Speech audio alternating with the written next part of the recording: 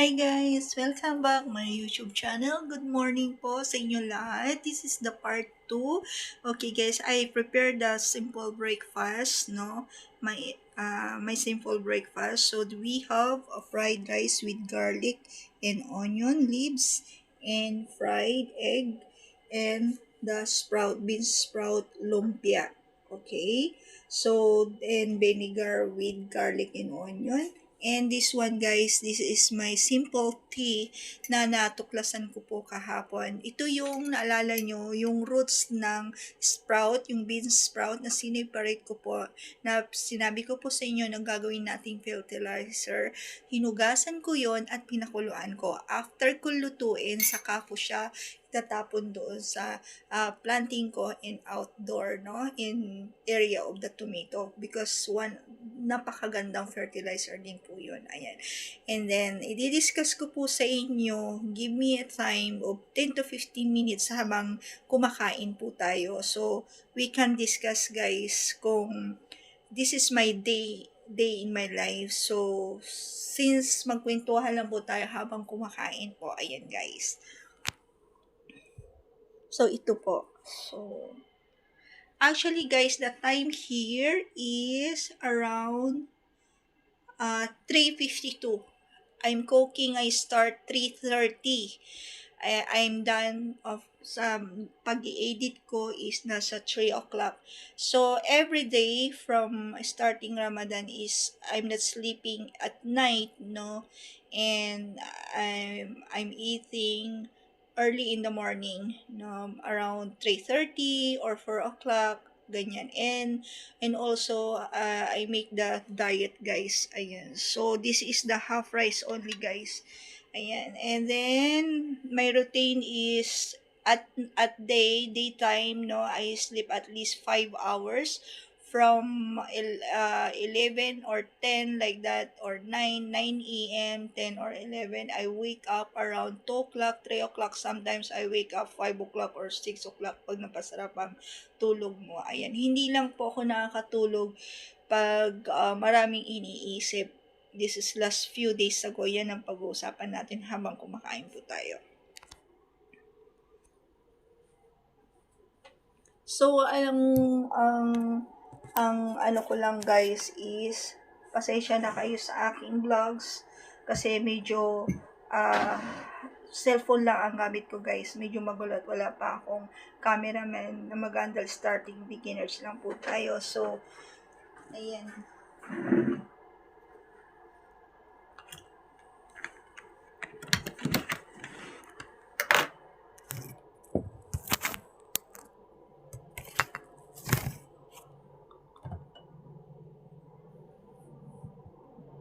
Iayos lang muna natin ang ating video guys. Ayan. So,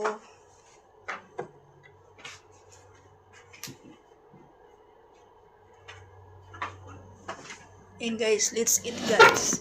So, this one, habang kumakain po tayo guys, is magkwentuhan po tayo. Once again, good morning to everyone guys.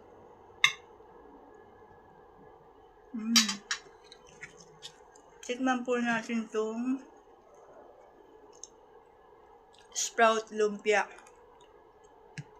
Wala pong manok yan, walang chicken, walang sahog. As in purely lang siya na organic talaga na vegetables. Ayan.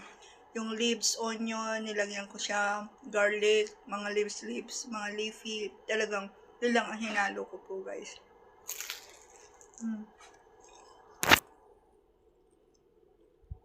Kung bakit ko tinitingnan lagi? Kasi minsan nag-i-stop po siya. Kagaya dati, bibideo ko, salita na ako ng salita. Hindi pala na siya nare-record, guys. Actually, may rice. Hindi ko pa maubos to, guys. So, kailangan kong kumain. Kasi kailangan ko uminom ng gamot.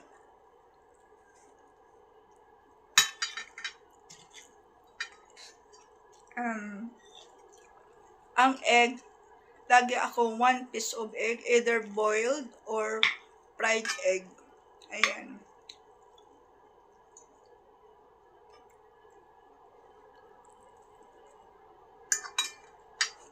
Kain tayo guys.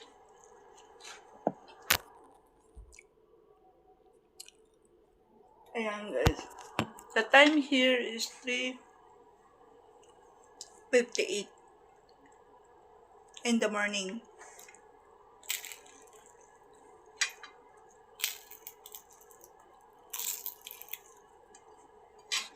So, ang dami ko pong nagawang lumpia, fresh lumpia ng bean sprout. Ando doon isang container. So, kumbaga, yung isang lagayan ng yung half na iluto namin for the dinner.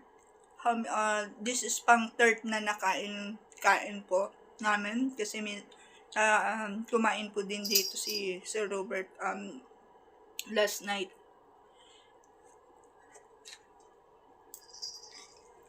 So, very, very soon, wait, anak, yung MJ ko, yung cats ko, every time I eating, no, kinakalabit niya ako para humingi. Ayan. Talaga nagre-research po ako ng gamot para sa heart kasi I remember na pag kumain ka lagi ng medicines, no, nalulos yung kidney natin. Yan ang nangyari sa akin sa aking magulunang alaga ko. Sa aking mami. Nalusaw po yung kidney niya.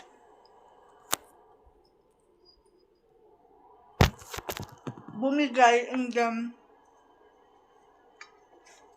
dialysis na po is nagkaroon siya ng hanggang sa cardiac arrest. Ayun. So, ayokong mangyari po sa akin yun. So, more on healthy food na po ako. Starting na ako ng healthy food, healthy diet, and talagang buong buhay ko talaga, vegetables lang po talaga ako. Bihira akong kumain ng meat kasi may allergy po ako sa chicken at beef. May allergy po ako sa hipon. Limited lang hipon ko. Hanggang 7 pieces lang ang hipon. So, yung guys.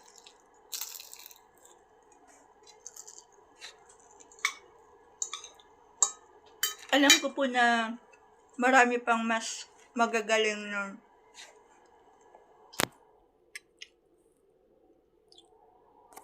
na magluto regarding the sprout.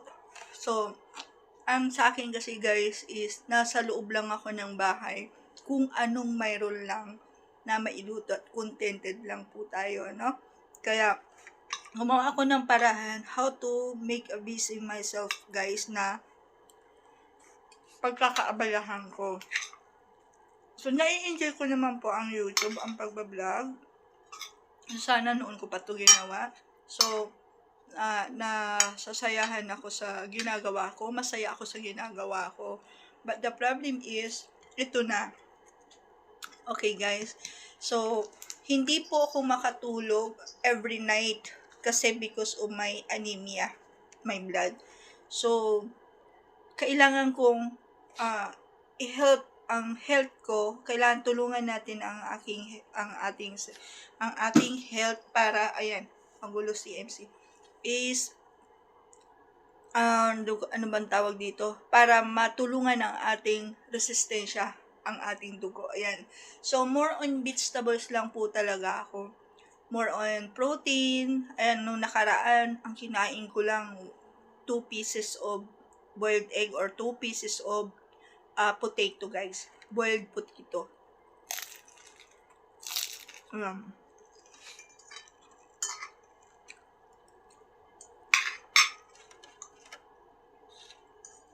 Actually, guys, napadami po ako ng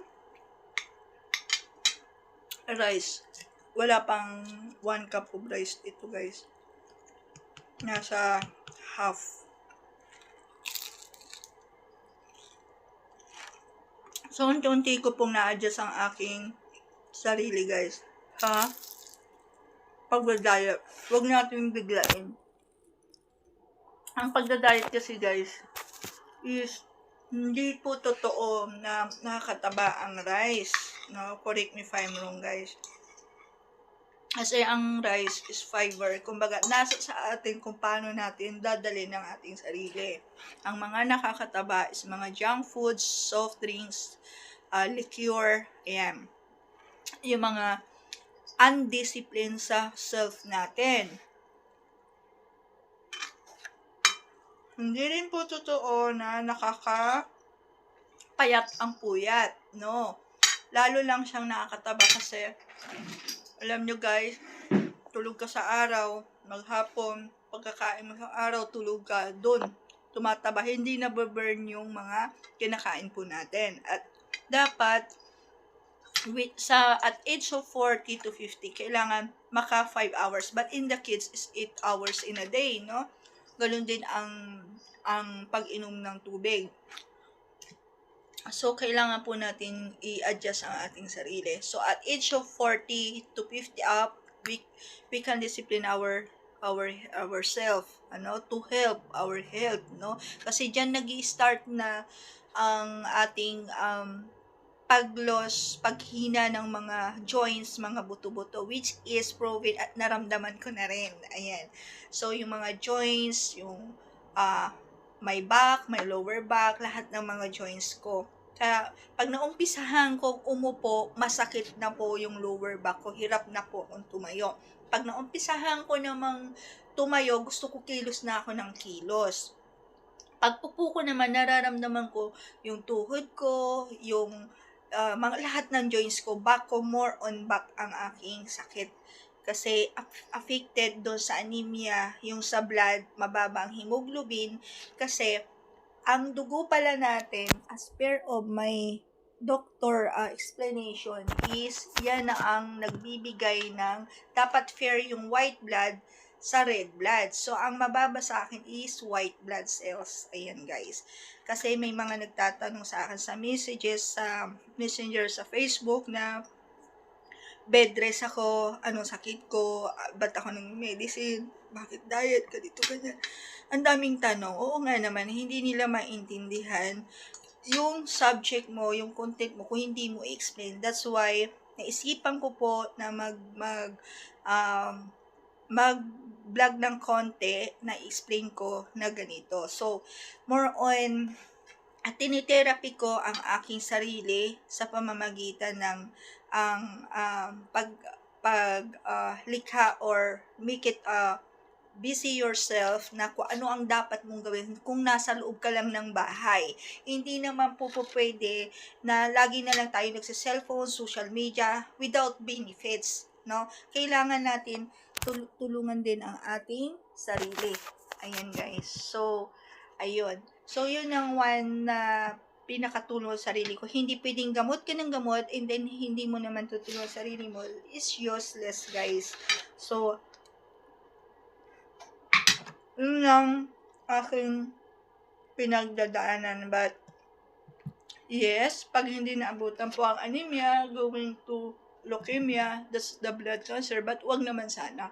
But, pag hindi nag-aapan, kailangan i-therapy yung mga bones, ganyan. Kasi, ang dugo natin dumadalay sa mga bones natin. Ang dugo ay yan ang nagsusupport, nagpapalakas po sa atin sa heart, sa brain, sa bones, lahat po sa buong katawan natin, guys.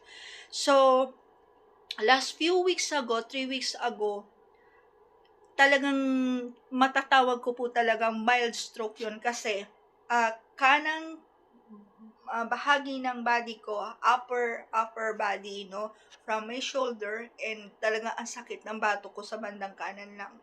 So, naagapan namin at naghumingi ako ng tulong to hot compress, no, at talagang tinerapi ko mag-isa yung sarili ko, minasage ko, and then nagpa-hot compress ako. Talagang grabe. Natakot po ako kasi parang naninigas dito ko, hirap akong magsalita. I'm lucky, hindi po ako nag-lockjaw. So, since then, nag-start na po akong mag-exercise. Ayan.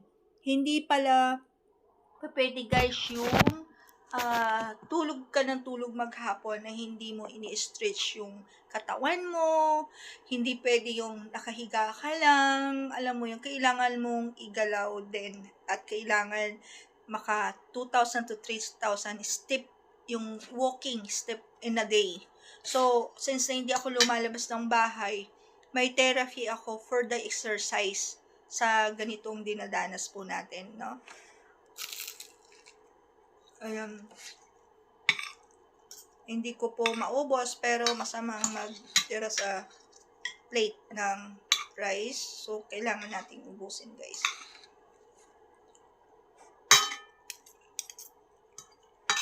Ayun, guys.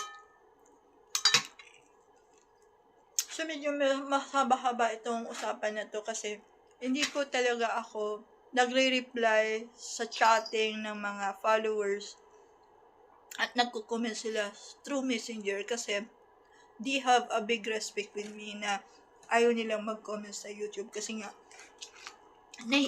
nahihiya po sila. So, they asking me personally through WhatsApp or Messenger.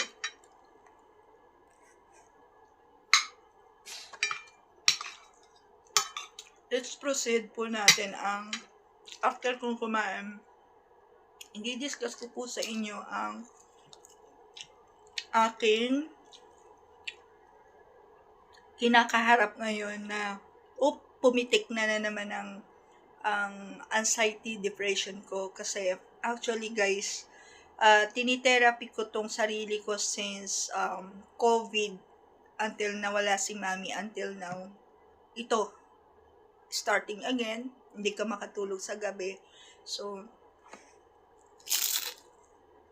kailangan po nating labanan.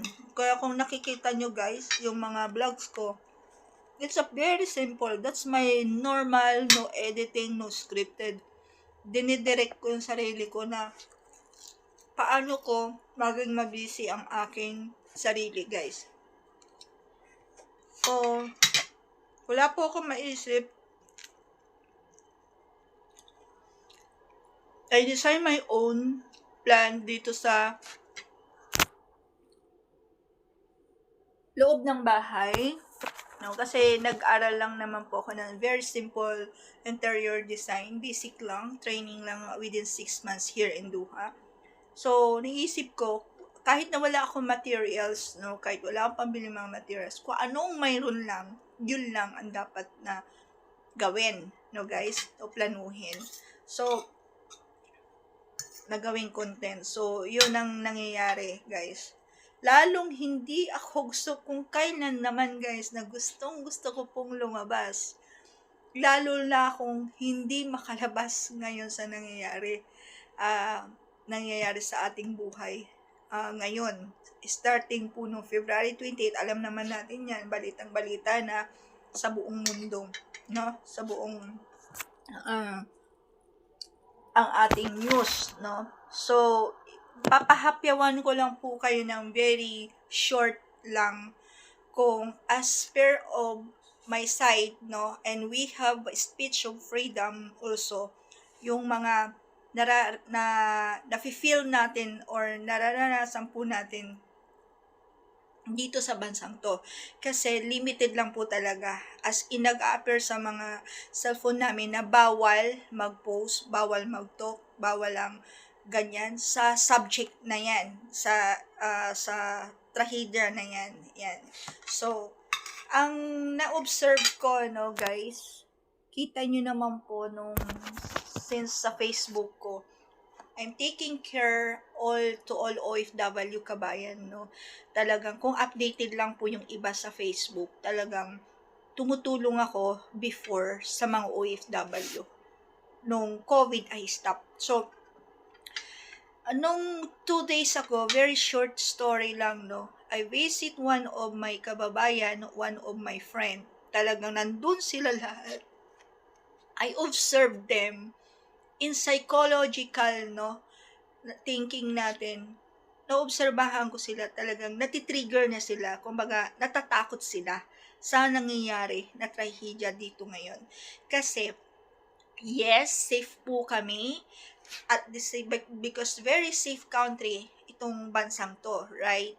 Itong dito sa Doha. Within 9 years, talagang ito yung pinaka nagustuhan kong bansa na safe, okay ang pamumuhay, very disciplined, very strict, napakabait ang mga tao. So, alam niyo yung adjustment guys na big adjustment, no?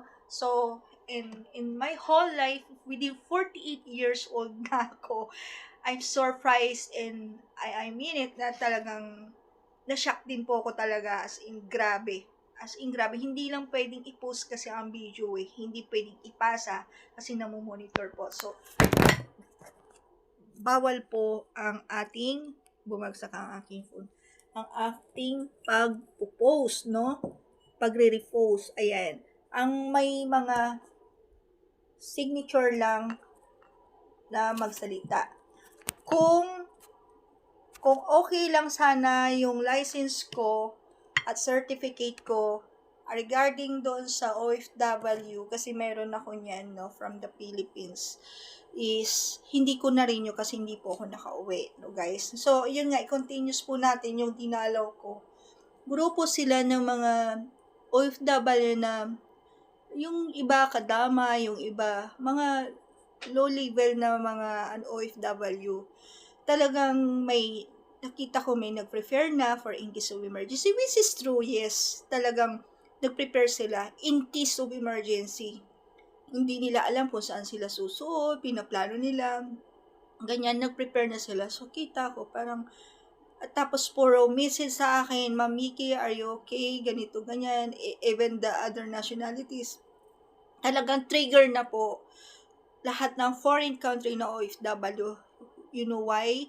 Kasi nga po, mabuti sana kung alam natin na New Year lang to celebrate if they have an event, no? Kaya lang hindi eh. Even na sabihin nyo pong safe ang ating bansang to, is, guys hindi pa rin tayo mapakali. Kasi hindi natin alam ang darating ulit na surprise na shock lang po talaga lahat ng tao na tulog ka, konting kalabog lang is, uy, ayan na naman, ganon ang nangyayari.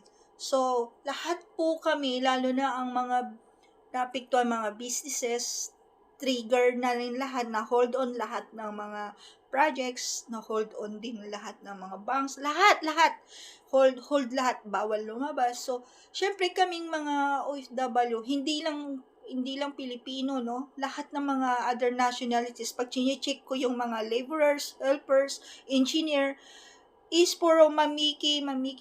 So, of course, nasa side ko sa mga nababasa ko, sa nakikita ko sa social media, is talagang hindi na po talaga maganda ang nangyayari.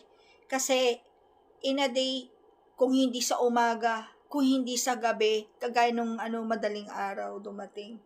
Kanina, 7 p.m. ulit. So, kung parang alam niyo yung everyday, so hindi natin alam ang mangyayari sa kinabukasan. Parang expected ang mangyayari. Even though all people, no, they give a hard and deep prayer, okay? So, na kay God, pinaubayan na lang natin kay God, yes. But, hindi natin maiwasan na mag-alala ang mga pamilya natin, ang mga anak natin, kung kumusta na. Kaya lang, ang masakit is hindi broadcast ang mga kababayan po natin na mag-post, mag-talk, mag-share. No. Kasi very strict po talaga dito. Yun lang ang very short ko na story na naranasan. Okay? 28, kumbaga, natulog po ako ng 11:30, ginising ako ng mga engineers, dinak my door, and then, nakita ko na lang sa news.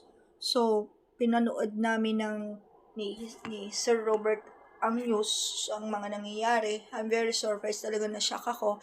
Until nung night na, and Sir Robert, they have a meeting in the outside, so I'm alone, no? Naglabasan na po yung mga tao.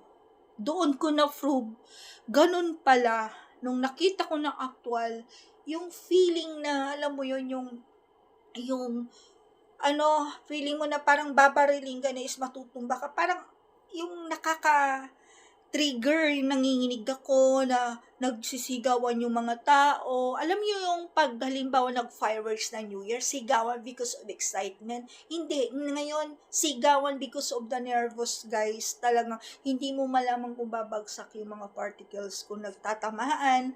One time, paano kung hindi natamaan? Like, in the other place, nabagsakan. This is 3 times na mga other place, I don't want to mention, na talagang grabe ang nangyari. 3 beses. Even if you can watch the news in Dubai, ganun na ganun ang nangyari din dito. But is not allowed to mention, guys. So, ganun ang nangyari. So, starting February 28 until now, talagang nagtatanungan kami kung ano ang dapat gawin, no, ng mga OFW, mga Pilipino. Bakit parang ang bagal ng ating gobyerno na to support, no, to save mga OFW. Kasi alam nyo, guys, pabuti sana kung ano hindi biro Lalo na ngayon, I heard from the my colleagues, no, from the news also, na talagang gaganti din ang ito. So, alam niyo yung nadadamay yung hindi dapat nadamay. Lalo na may mga pamilya, guys. Lalo na may mga bata dito. So, bansang to. As in, may mga kaibigan akong may mga anak, family, no, nangingi ng tulong. Of course, hindi pwede lumabas. Walang makain, wala akong nakita, guys, na sustained lang sa mga OFW. Even the food, wala po talaga, as in. And ito pa yung pinaka-worst scenario, guys, na ang mahal ng bilihin, naging times 2, and then minsan nagkakaubusan na. Ganon ang naobserbahan ko. Yung 100, kasi nakita nyo yung unang vlog ko, budgeting po ako, no, is, hatiin nyo yun, 50 lang. As isang tubig lang, ang grabe ang minahal, guys. Yung 4 real nagiging 6 reals, no? Yung rice ko na bumili lang ako 5 kilo, nagulat talaga kami ni tatay dahil sinamahan niya ako dahil hindi talaga ako lumalabas mag-isa. Nagtatanungan kami, 50 lang yung pera ko. Sabi ko, ano yun? Yung pala naging 30 na yung jasmine rice na inaano ko. Yung 17 or up to 21, umabot siya ng 28 or 30 na ngayon ang 5 kilo. So, ganun ang dinadanas namin na mga OFW dito. Actually, kaya ko minention dito dahil ang content ko po is my daily life. Kikita nyo naman ang aking daily activities, no? So, of course, as a businesswoman, no, here in Doha, and also my family in GC Premier, there in the Philippines, one of my colleagues, one of the leader, no, and one of the president CEO, they asking me, how are you, Mickey, how's there? So, wala po akong may isagot. Siyempre, ang may isasagot ko lang, nakahang po kami lahat, na hindi mo alam, in minutes, in hour, in seconds, is may babagsak ulit na hindi namin alam kung halimbawa itong tinitira namin mabagsakan ulit.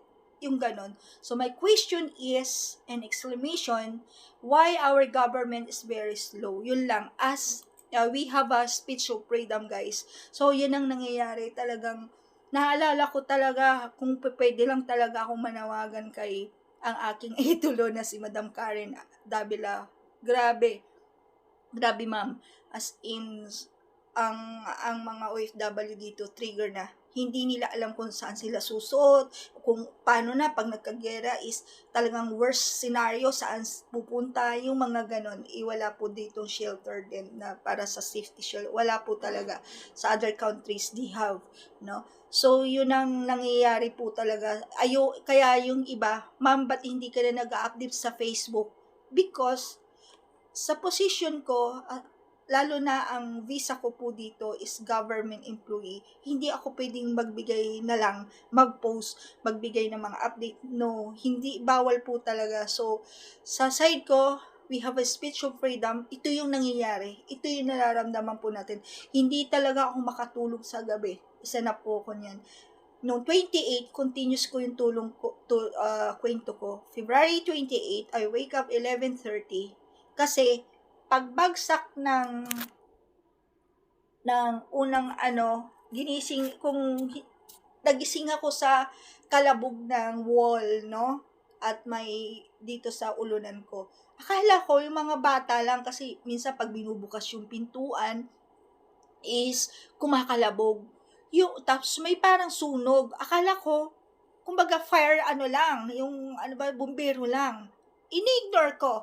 So, natulog ako. Kung hindi pa ako tinawag ni Sir Robert to knock, no, and I opened the TV, no, and then I watching the news. Ayun, grabe, na-shock na ako na ano na naman, pumitik na naman yung anxiety ko, kung ano na iniisip ko. Tapos una kong kinuha, mobile ko, tinawagan ko ang anak ko sa Dubai. Ayan, nag-inform na ako sa family ko. Of course, family mo nang inform mo, and then sa mga anak ko. Pero ang utak ko, paano na yung apo ko sa Dubai, paano na yung anak ko sa Dubai, paano yung family ko sa Dubai, paano na yung mga friends ko sa ganito, yung alam niyo yung gano'n, sa Europe, sa Israel, yung mga super sa Saudi, super trigger talaga guys, super, sobra, mga kamag-anak sa Bahrain, sa Jordan, any countries, no? Of course, we have a lot of family of different countries, so, grabe, and also, paano na yung mga businesses, paano yung mga branches, kumbaga, alam niyo yung nalulumo ko, so, I continues my daily life activities. Kaya kung nakikita nyo, wala talagang buhay. I mean it, walang buhay ang aking vlogs. Pero, yan ang aking daily activities inside my room, guys. So, akala ko ano lang ako dito ng until after the Ramadan, no? And after my therapy, after my bed rest. So, lalo lang na doble ang takot ko na lumabas. Ayan, talagang grabe. Kaya nananawagan sana ako na kung sino man po ang makakapanood as a vloggers, no, as being a vloggers, kung sino man po makakamanood ng bidyong ito, sana po magawa na po ng paraan din na kahit man lang po sana pagkain ng mga OFW at walang mga pera, delay ang mga salary, hold lahat ng mga projects, hold po lahat ng mga trabaho po namin, hold ang mga businesses, walang nagtitinda ng ano kasi ang mahal ng bilihin, close ang mga restaurant, talagang grabe guys, as in grabe. So, sana kung sino man ang makapanood nitong video na to, Sir President Marcos, Ferdinand Marcos, Sir, nananawagan po ko na iilocano ko na lang guys na ano bang tawag dito, let's see kung makapag-speak pa tayo ng Ilocano, no? So, kailangan ko po talaga ng, kahit hindi na po sa akin, to help, no? At nagmamakaawa po ako na sana i-help po natin mga OFW po natin. Kasi talagang, I check everyday in our embahada, no? Talagang wala pang mga action, guys. Pero sa totoo lang, lahat sa Saudi, Bahrain at Dubai at dito, lahat ng mga OFW talagang grabe na po ang triggers. Yes, safe, okay, pero yung, alam niyo yun, yung hindi makatulog, takot lumabas, walang pambili. Alam niyo yun yung ganun. Kahit konting maliit lang po, sir, na bagay na maitulong po natin sa Philippine Embassy, lahat ng bansa na may Philippine Embassy is mabigyan lang ng pagkain ang mga OFW to support the OFW. Ayun lang guys.